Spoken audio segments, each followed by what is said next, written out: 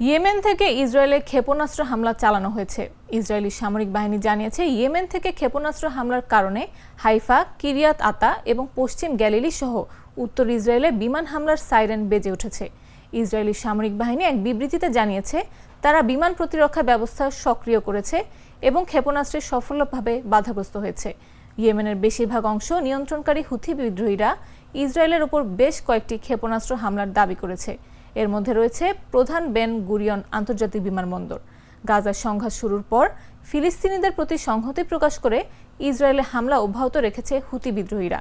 এর আগেও ইয়েমেন থেকে ইসরায়েলে হামলা চালানো হয়েছে।